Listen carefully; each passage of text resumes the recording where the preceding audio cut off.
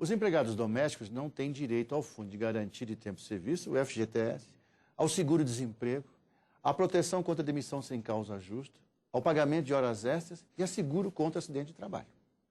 Uma proposta de emenda constitucional, uma PEC, propõe uma mudança nesse status. E quem vai falar sobre o assunto é o deputado Vieira da Cunha, do PDT do Rio Grande do Sul.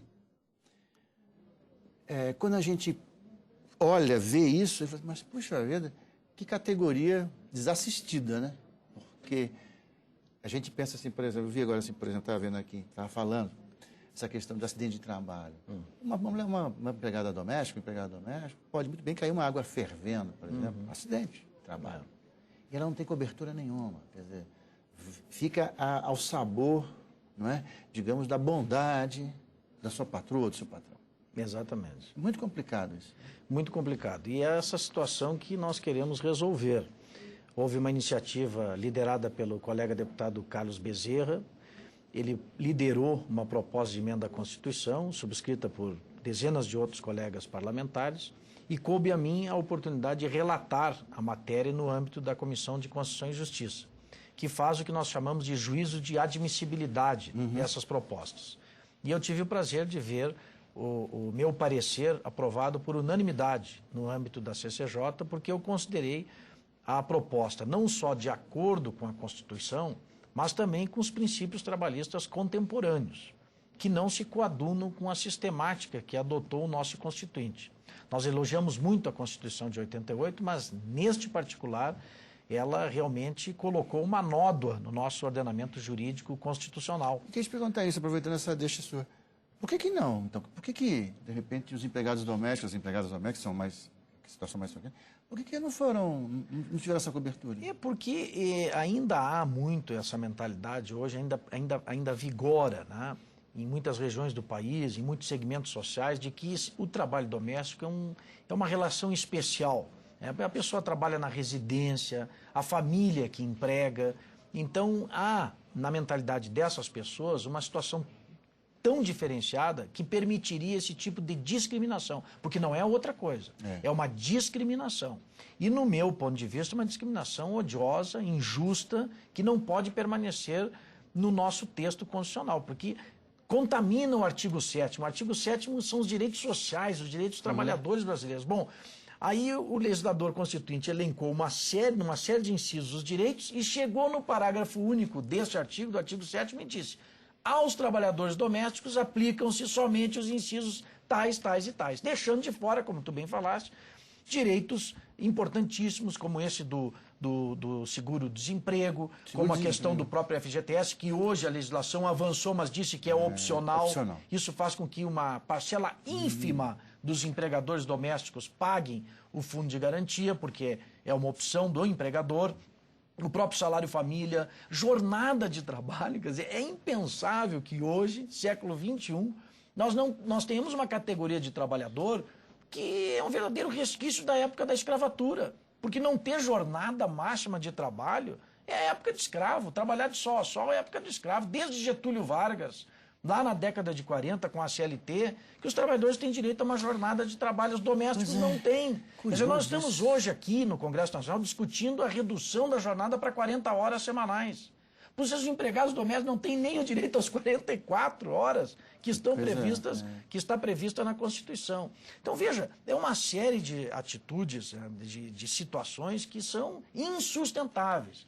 E por isso, eu saúdo a iniciativa do colega Carlos Bezerra, e a própria decisão da nossa Comissão de Constituição e Justiça, que aprovou por unanimidade o meu parecer, e, portanto, a PEC está agora tramitando. Ela foi admitida e começou a sua tramitação. O presidente Marco Maia deverá designar, né, nos próximos dias, uma comissão especial, e aí sim nós vamos para a discussão de mérito da proposta. Olha, deputado Vieira da Cunha, eu estou falando, agora me vem à cabeça várias questões. Uma questão, pensar o seguinte, essa questão da injustiça nessa categoria, quer dizer, primeiro que uma boa parte dos empregados domésticos, das empregadas domésticas, é gente de baixa escolaridade, que nem sabe defender-se de situações desse tipo. E, por outro lado, o que se estabelece no Brasil é uma espécie de uma relação afetiva. Né? Como eu gosto dela, ela trabalha direitinho, ela faz um feijãozinho bom, né? E substitui a relação profissional pela afetiva. Então, quando você estava falando, fiquei pensando o seguinte, quantas vezes eu imagino, milhares e milhares de ocasiões, uma empregada doméstica foi demitida por motivos mais subjetivos possíveis. Até já, a gente ouve até a história seguinte, o marido olhou para a empregada, a mulher falou assim, deixa eu mandar embora logo. Sabe? Não tem justa causa, né? É uma coisa absurda, né? Agora, só falando, eu fiquei pensando, poxa, como a gente, nesse ponto, a gente ficou atrasado no tempo mesmo. E eu considero que esse tipo de situação é que está levando um fenômeno contemporâneo que é cada vez mais raro. Na minha região, por exemplo, que é o sul do país, é cada vez mais raro se encontrar alguém que se dispõe a trabalhar como empregado doméstico. E mesmo quando se dispõe, na primeira oportunidade e que tem a oportunidade de trabalhar numa empresa em que são garantidos todos os direitos, ela migra, ela sai. Eu digo ela porque 90% são mulheres, né? Mas existem também os empregados, né, domésticos, os homens que trabalham, né, em lares, em residências. Mas a grande maioria, 90%, são mulheres. Então não deixa de ser uma discriminação também contra a mulher. Porque lá ela tem vale-refeição, vale-transporte. E atenção, mais de 60% negras. Então veja que o que eu estou dizendo não é exagero.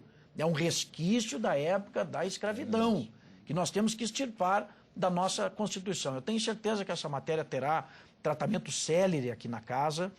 Há toda uma mobilização, como não poderia ser diferente, da categoria. As empregadas domésticas se organizaram, tem sindicatos atuantes, tem uma federação representativa que vai pressionar legitimamente nós, os deputados e os senadores, para que aprovemos logo essa PEC, sem prejuízo dos avanços da OIT, porque a Organização Internacional do Trabalho também está preocupada com esse tema. E se reuniu agora, no mês passado, em Genebra, na Suíça, e também lá lançou uma resolução que foi aprovada por unanimidade, inclusive com o voto do Brasil, estava lá o nosso ministro do Trabalho e Emprego, Carlos Lupe, que fez uma defesa, né, dessa equiparação de direitos entre os trabalhadores domésticos e outras categorias de trabalhadores. Então, felizmente, o governo brasileiro também está preocupado com esse tema. Há aí uma sintonia entre o Legislativo e o Executivo, de modo que eu acho que em breve nós vamos resolver definitivamente esse problema e extirpar da nossa Constituição essa nódoa, né, essa excrescência que ainda permanece, que é essa discriminação injusta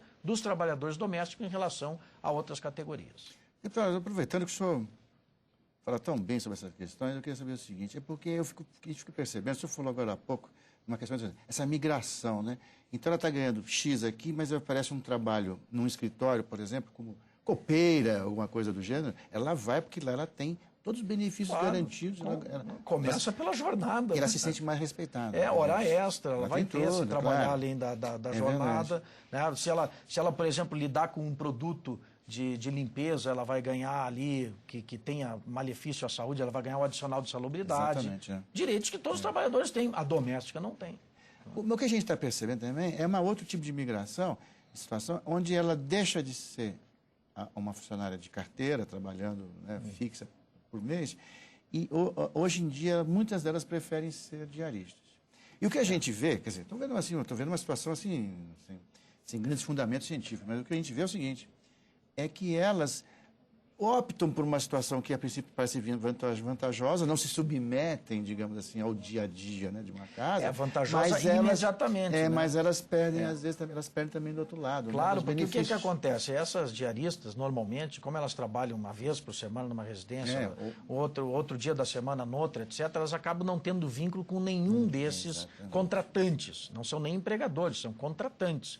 Então, o que acontece nesse caso? Elas acabam não tendo, às vezes até por omissão delas, né, por falta de cuidado, por negligência, nem vínculo com a Previdência Social, porque elas teriam que contribuir como autônomas para poder ter futuramente uma cobertura da Previdência. Elas acabam não fazendo isso. Então é falsa a sensação de que é melhor, né, esse tipo de relação é melhor. É melhor hoje, imediatamente, porque ela vai ganhar mais. Agora, para o futuro, para o seu futuro, certamente não será. Então, é muito melhor para esse tipo de trabalhador que ele tenha todos os seus direitos reconhecidos. Vai haver a médio e longo prazo, eu tenho certeza, inclusive uma profissionalização, no sentido de que vai ser uma categoria de trabalhadores que vai procurar se qualificar mais profissionalmente. Isso vai ser bom, né, para os próprios empregadores domésticos também, e todos vamos ganhar, a sociedade como um todo vai ganhar com essa equiparação. E principalmente, eu volto a sublinhar esse aspecto da injustiça justiça, nós vamos corrigir uma injustiça, uma discriminação que não pode permanecer na nossa lei maior, que é a nossa Constituição Federal. Essa PEC provavelmente vai tramitar rápido também, né? Vamos fazer força para isso. Deputado Vieira da Cunha, muito obrigado pela sua vinda aqui. Eu que agradeço a oportunidade. E obrigado a você que ficou com a gente até agora. Até a próxima.